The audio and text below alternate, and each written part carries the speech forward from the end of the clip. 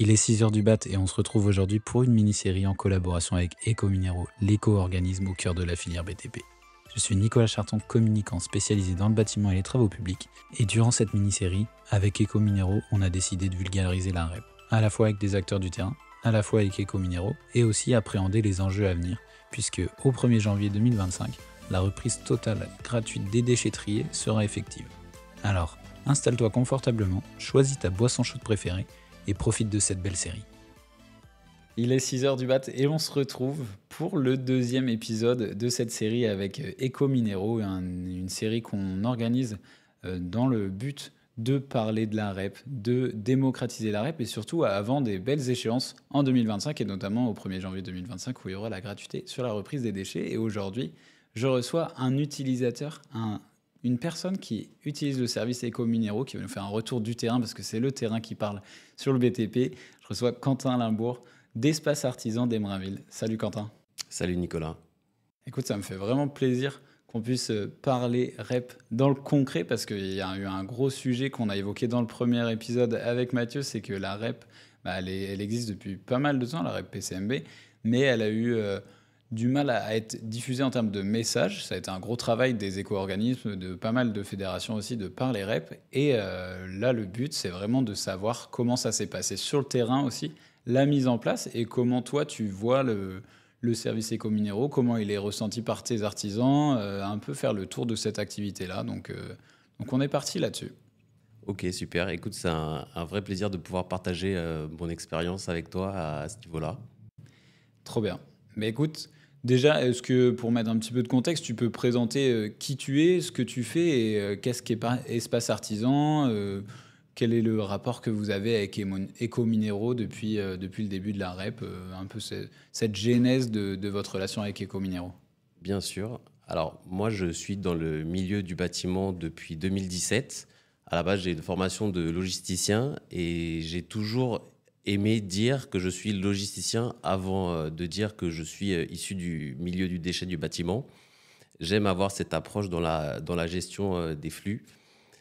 Et j'ai rejoint Espace Artisan il y a 7 mois. Donc, Ok. Espace Artisan, ils ont démarré la collaboration avec Ecominero en mai 2023, donc dès le début du lancement de la REP PMCB. Et je pense qu'on a été un des acteurs moteurs pour réussir à faire en sorte que cette nouvelle façon de travailler le déchet du bâtiment puisse fonctionner. Ouais, principalement les déchets inertes en plus sur du coup cette REP PCMB, PMCB. La REP PMCB, du coup, les déchets inertes, vous aviez un fonctionnement qui était lequel avant l'arrivée justement de celle-ci. Comment c'était mis en place et qu'est-ce que ça a vraiment changé dans votre fonctionnement aussi, cette nouvelle REP et la reprise des déchets qui est complètement différente maintenant, du coup, avec tout ce qu'on peut mettre en place avec ces éco-points. Alors, ça a changé pas mal de choses, c'est-à-dire avant mai 2023, quand les artisans venaient sur nos sites Espace Artisan, ils devaient payer la mise en déchetterie des déchets issus du bâtiment, notamment les bétons, les faïences, etc. Et depuis qu'on a mis en place la REP, ils peuvent bénéficier de la gratuité sur ce type de déchets inertes. L'avantage qu'on a chez Espace Artisan, c'est que collé à notre site, collé à notre déchetterie professionnelle, on a une centrale de recyclage. Ok. Donc tout ce qu'ils viennent déposer, en quelques semaines, c'est réutilisé pour faire de la grave béton, donc de la sous-couche de voirie. Mhm. Ouais, donc là, vous avez presque initié un circuit court du réemploi, du recyclage au sein de l'espace artisan, puisqu'il était collé à une déchetterie professionnelle. Et cette partie collecte des déchets, comment elle est mise en place dans votre service? Est-ce que c'est un nouveau service que vous avez apporté via la REP ou est-ce que c'était des choses qui étaient déjà mises en place, que vous avez juste accompagné par la mise en place du coup des services éco-minéraux aussi? C'est quelque chose qui s'est transformé. C'est quelque chose qui existait déjà. On n'a pas inventé le recyclage de béton en 2023. Mhm. Par contre, en proposant la gratuité, on a permis d'augmenter les flux entrants sur nos déchetteries professionnelles, également sur nos centrales de recyclage. Forcément, l'artisan, si on l'accompagne et qu'on l'aide à ouvrir un compte chez nous, à faire une DAP, donc une déclaration d'acceptation préalable du déchet. Il va ensuite pouvoir déposer gratuitement et donc ça va l'inciter, lui, à faire le tri sur son chantier.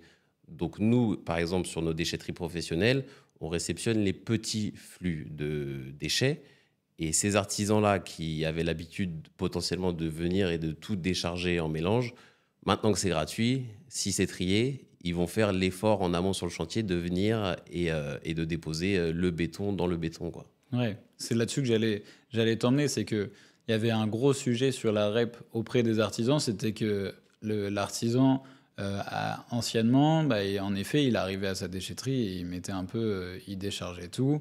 Il n'y avait pas de tri. Et bon, pour lui, il avait un gain de temps qui était conséquent, même s'il payait.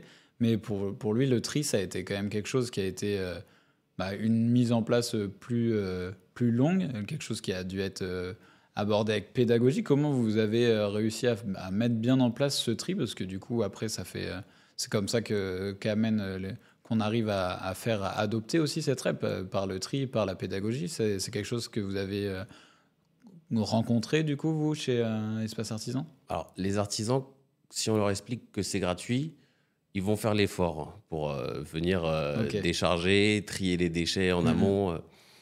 Nous, ce qu'on a fait, ce qui était compliqué, c'était qu'il y avait quand même une charge administrative Ok. et l'artisan, il n'aime pas faire de l'administratif. C'est un peu un des freins qu'on a pu rencontrer au début. Ok. Et avec Ecominero, on a créé un document d'acceptation préalable simplifié et on a demandé à nos équipes, qui ne sont pas que des agents de bascule, mais des vendeurs sites et qui accompagnent vraiment nos artisans, nos clients, et on les aide à remplir tous les documents nécessaires pour bénéficier de la gratuité. Ouais. Nous, c'est assez exceptionnel ce qui se passe ces derniers mois. C'est-à-dire que environ 80% de nos flux entrants sur les inerts sont réceptionnés gratuitement. Oui, ouais, parce que là, on est en décembre, on n'est pas encore à la gratuité générale, il reste encore des choses qui sont payantes sur la reprise des déchets, mais comme tu dis, là, 80% de tes flux chez Espace Artisan, dans votre déchetterie, sont des flux repris gratuitement parce que triés, du coup. Oui, et puis on a fait le choix chez Espace Artisan d'appliquer la gratuité dès le début. Ok. C'est-à-dire qu'on a Ouais. pris à Vous avez notre pris les charge devants. la différence qu'il pouvait Ouais. y avoir entre le tarif. Et en faisant ça, on a vu nos flux sur les inerts qui ont doublé ces derniers mois. Ok. Ouais, donc comme tu dis, finalement, c'était même pas une question de tri, c'était vraiment une histoire de coût. C'était vraiment une histoire de coût. À partir du moment où vous avez adopté le mode gratuit, ce qui va être du coup généralisé au 1er janvier, ça va doubler les flux presque un peu partout, je pense, sur les points de collecte. Mais sur le vôtre, ça a été vraiment le cas, quoi. Et je pense que sur le nôtre, c'est vraiment le cas parce qu'on est vraiment un bon élève en la matière. On veut faire partie du sens de l'histoire Ouais. et on fait cet effort d'accompagner nos clients vraiment pour bénéficier de la gratuité. Je ne suis pas sûr que tous nos concurrents fassent cet effort administratif, qui est une petite charge de travail assumée par Espace Artisan. C'est la partie du coup que tu t'évoquais, le document d'acceptation préalable, du coup que tu fais, que tu appelles la charge administrative, que vous pré-mâchez au final, que vous faites pour vos artisans, vos clients, pour pas qu'il y ait justement ce frein et que ça puisse accompagner aussi la démarche du coup que vous avez pris de cette collecte de déchets, cette reprise et le réemploi, parce qu'au final c'est quelque chose qu'on va pas forcément retrouver sur tous les points de collecte, mais vous, c'est directement fait sur le point de collecte. C'est ça, on le fait à chaque nouveau chantier. On demande à l'artisan de prendre quelques minutes avec nous et on va remplir tous les documents ensemble. Trop bien. Et en termes de population d'artisans, est-ce que tu as une idée des métiers qui sont représentés, de ceux que tu recroises le plus souvent finalement dans cette démarche? Parce que tous les artisans vont pas avoir le même volume de déchets à venir récupérer ou à revitaliser. Je pense par exemple à mes amis de la démol, ils vont se dire que eux, ils mettaient tout dans le camion, ils déchargeaient. Maintenant, ils doivent faire quand même pas mal de taf pour le trier, mais si c'est gratuit, finalement, c'est eux que tu vas recroiser le plus souvent, non? Après, les démolisseurs, ça a quand même été les premiers à se mettre à faire le tri. C'est Ok. eux qui ont les plus gros volumes de déchets. Donc, pour eux, ça a vraiment été un avantage parce que sur leur devis avec leurs propres Mhm. clients, la ligne déchets de chantier, c'était quand même une des Ouais. plus grosses lignes et c'est celle qui fait peur à tout le monde. Enfin, Mhm. dans le bâtiment, je pense que le sujet le plus important, c'est l'argent dans beaucoup de Oui. métiers, mais dans les métiers du bâtiment, tout le monde regarde avec attention Oui. les différents coûts. Nous, les artisans qu'on va avoir, c'est beaucoup de couvreurs. Donc, on Ok. récupère énormément de tuiles. Dans le 77, il y a une vraie population d'artisans couvreurs et ils représentent une grosse partie de nos flux. Une autre activité, forcément, c'est le gros œuvre. C'est ceux qui vont être plutôt dans la construction, déconstruction. C'est ces métiers-là qui sont les plus gros apporteurs. Mhm. Et puis en plus, d'avoir aussi sur votre site le fait d'être une déchetterie professionnelle, mais aussi d'appartenir à une démarche globale impulsée par Écominéraux, du coup, d'être adhérent du réseau Écominéraux, d'être un écopoint affilié, ça aide aussi, je pense, à diffuser le message. Je pense que ça vous a aidé à mettre en place le service, j'imagine, sur le fait de dire que c'est pas juste une initiative qui est locale, que c'est quelque chose qui vient s'inscrire dans la durée, qui vient jusqu'au 1er janvier et au-delà. Enfin, il y a pas mal de messages que vous avez pu passer grâce à cette intégration aussi, j'imagine.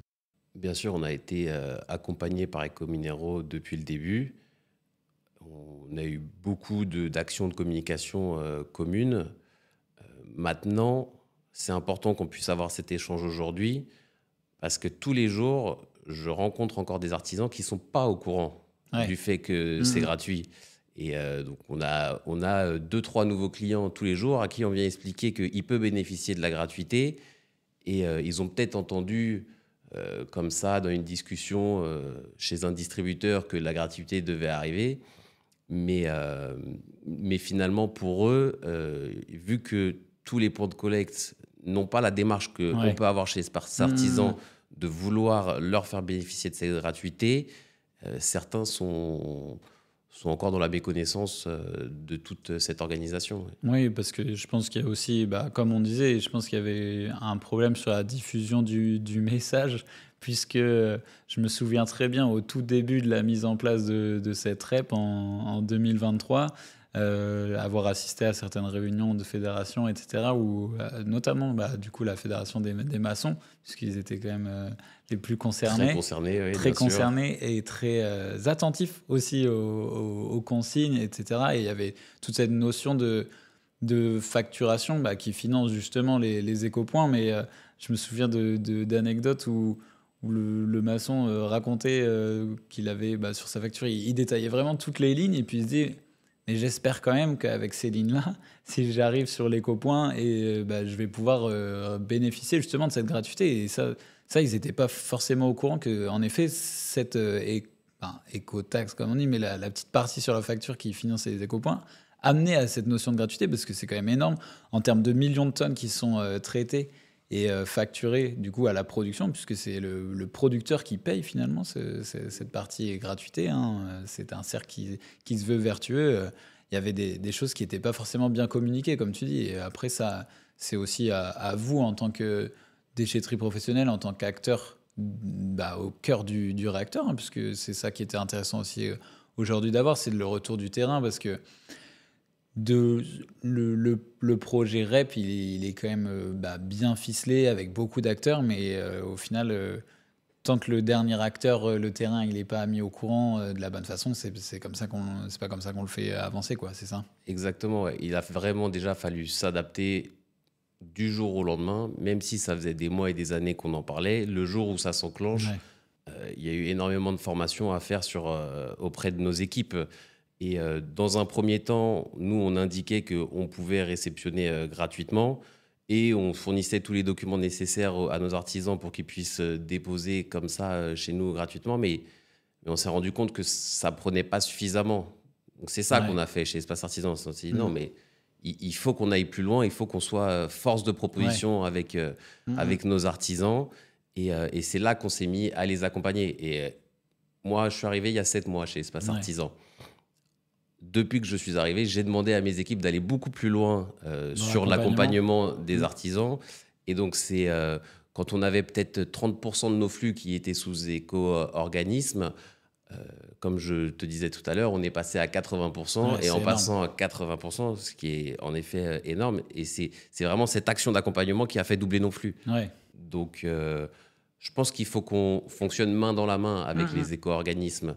On peut pas juste regarder les choses se faire et attendre. Si nous, acteurs du terrain, exactement. on n'aide pas, on n'accompagne pas, les choses, elles pourront pas bouger, elles pourront pas changer. Donc, c'est comme n'importe quel changement dans la vie, dans n'importe quelle entreprise. On y trouve des freins et il faut les faire sauter, quoi. Exactement. Soit on est moteur, soit on est passif. Si on est tous passifs, il se passera rien. Donc voilà, nous, on essaye de faire partie de l'histoire, comme je le disais. Ouais. Et donc, de ton point de vue, si on globalise, si on sort un peu du cadre espace artisan, même si c'est quelque chose que vous avez développé en interne, que vous insufflez en interne, ça serait quoi, toi, le bon accompagnement, si tu avais quelques points à sortir, ça consiste en quoi le bon accompagnement de l'artisan vers cette collecte reprise gratuitement Qu'est-ce que vous insufflez au quotidien, au-delà de la partie administrative qui est vraiment un des gros freins, hein, on va pas se mentir, pour l'artisan. Si on lui rajoute de la paperasse, en effet, ça va peut-être le freiner encore plus. Mais c'est quoi le soutien que vous apportez, vous, et comment ça se matérialise ? Je pense que c'est tout simplement de la diffusion d'informations, de communication. Nous, c'est très simple. Quand l'artisan arrive chez nous, la première question qu'on lui pose, c'est qu'est-ce qu'il a à décharger ?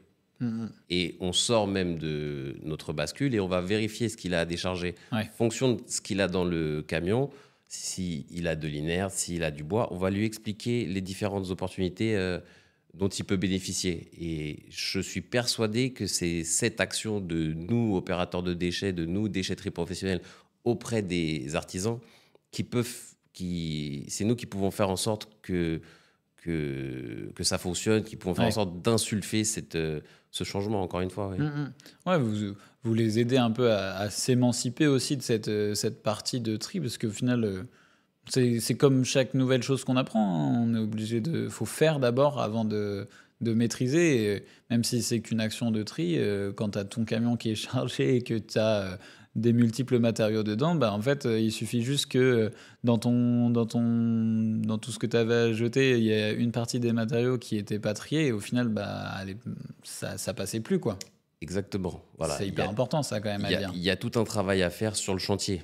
Ouais. C'est pas en arrivant en déchetterie qu'on va pouvoir bénéficier de la gratuité. Dans ma vie d'avant, je faisais de la collecte de déchets de chantier sur chantier. Donc, si l'artisan, il avait trié, il bénéficiait du meilleur prix, parce qu'on était dans cette logique de dire plus tu tries, plus tu valorises et moins tu payes.